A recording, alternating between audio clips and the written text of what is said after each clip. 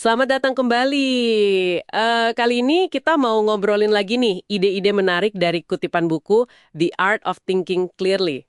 Fokusnya tuh kenapa sih kita sering banget salah menilai soal sukses dan pengetahuan orang lain atau bahkan diri sendiri. Iya betul. Jadi sumber ini nunjukin kalau pikiran kita itu suka ambil jalan pintas yang kadang malah menyesatkan gitu. Siap nih buat ngupas tuntas cara berpikir kita. Siap dong. Kita bakal lihat nih beberapa bias kognitif ya namanya. Yang relevan banget buat kita sehari-hari. Terutama soal gimana kita mandang prestasi sama keahlian. Oke, mari kita mulai deh. Yang pertama nih, pernah nggak sih Anda lihat kisah sukses yang, wih keren banget. Misalnya ada startup yang langsung melejit gitu. Terus kepikiran, wah kayaknya gue juga bisa nih. Nah, itu dia. Sumber ini ngingetin soal survivorship bias atau bias kesintasan. Kita itu cenderung terpukau sama yang berhasil, yang selamat.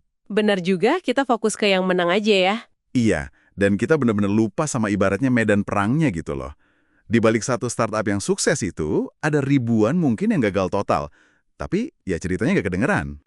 Fokus ke penyintas ini bikin kita jadi, ya secara sistematis, melebih-lebihkan peluang sukses kita sendiri. Ngelihat puncak gunung esnya doang. Jadi solusinya bukan berarti nggak boleh terinspirasi dong ya, tapi mungkin perlu lebih seimbang gitu. Tepat. Perlu diimbangi. Cari tahu kenapa yang lain gagal itu bisa jadi sama pentingnya loh, dengan belajar kenapa yang satu itu berhasil. Biar lebih realistis aja. Masuk akal, masuk akal. Biar ekspektasinya juga pas ya. Betul. Kegagalan itu seringkali pelajarannya lebih jujur daripada sukses yang kelihatan wah banget. Oke, nah selain kita sering salah nilai peluang sukses, kadang kita juga salah kaprah soal penyebab sukses itu sendiri kan. Ini nyambung ke jebakan berikutnya nih, swimmer's body illusion, ilusi tubuh perenang. Ah iya, ini klasik banget nih. Kita bingung antara faktor seleksi sama hasil. Contohnya kan perenang profesional tuh. Badannya bagus banget. Nah pertanyaannya, badannya bagus karena latihan renang terus? Atau mereka memang dipilih jadi atlet renang karena dari awal udah punya modal fisik yang oke banget. Seringnya sih yang kedua ini yang lebih berperan, menurut sumber ini. Wah iya ya, kayak contoh lain di buku itu juga kan, universitas top gitu. Betul. Apakah mereka hebat karena kurikulumnya bagus banget? Atau karena dari awal memang nyaring mahasiswa yang paling pinter aja? Persis. Atau buku-buku self-help tuh, ditulis sama orang yang mungkin bawaannya udah optimis aja gitu. Terus dia pikir kebahagiaan itu bisa diajarin lewat tips dia. Nah, kita sering ngira hasil kayak badan perenang, suksesnya lulusan, bahagianya si penulis, itu ya karena prosesnya. Latihan renang, kuliah di situ, ikutin tipsnya. Padahal, sering banget faktor seleksi awal, bakat bawaan, otak encer dari sananya, sifat dasar, itu justru penyebab utamanya. Kita salah baca korelasi jadi sebab akibat. Ini penting banget sih, artinya kita mesti lebih hati-hati ya kalau ada klaim, kalau kamu lakuin X, pasti jadi Y. Harus.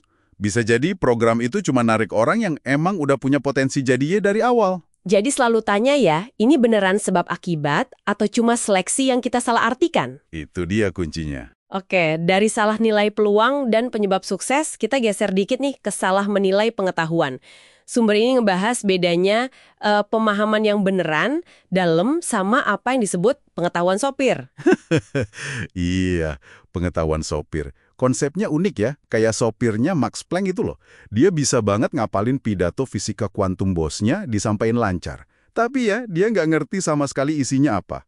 Dan ini relevan banget ya di zaman sekarang, banyak banget informasi. Banget. Banyak orang kedengerannya pinter banget, bisa kutip data, pakai istilah keren, tapi sebenarnya cuma baca naskah, nggak bener-bener paham fondasinya. Ini jadi ingat sarannya Warren Buffett sama Charlie Munger soal lingkaran kompetensi kita, nyambung ke sini ya. Erat banget. Pengetahuan sopir itu ya, pengetahuan di luar lingkaran kompetensi kita yang asli. Kata Munger kan, yang penting itu bukan seberapa gede lingkaran kita, tapi kita tahu persis batasnya di mana. Oke. Bahayanya itu kalau kita sok tahu atau ambil keputusan di area yang kita cuma punya pengetahuan sopir. Dan ini nyambung juga ke konsep domain dependence. Domain dependence, itu apa lagi tuh? Jadi pengetahuan itu seringkali susah dipindahin antar bidang. Orang bisa jadi jago banget di satu hal, tapi begitu masuk area lain, dia jadi amatir total. Meskipun kelihatannya tetap pede. Oh gitu. Jadi ahli saham belum tentu otomatis jadi ahli soal hubungan atau politik gitu ya, meskipun ngomongnya meyakinkan. Contohnya gitu. Kita harus bisa bedain mana yang ngomongnya lancar, mana yang beneran paham isinya. Dan itu nggak gampang ya, seringnya penampilan luar, karisma, jabatan, cara ngomong, itu yang bikin kita silau. Dianggapnya bukti kompetensi. Padahal bisa jadi cuma fasad pengetahuan sopil aja. Oke, jadi buat Anda yang dengerin nih, rangkumannya kira-kira gini ya. 1, waspada sama bias kesintasan. Sukses itu seringnya kelihatan lebih gampang dari aslinya. 2, pertanyakan ilusi tebuh perenang. Kalau ada klaim sebab akibat sukses, cek dulu, jangan-jangan itu cuma faktor seleksi. Dan ketiga yang penting juga, bedain mana pengetahuan sopir yang cuma di permukaan sama pemahaman mendalam di dalam lingkaran kompetensi kita. Intinya sih, sumber ini ngajak kita buat lebih skeptis dan kritis ya. Jangan gampang percaya sama cerita sukses atau penampilan luar keahlian. Gali lebih dalam, pertanyakan asumsi. Dan sadari juga keterbatasan pengetahuan kita sendiri dan juga orang lain.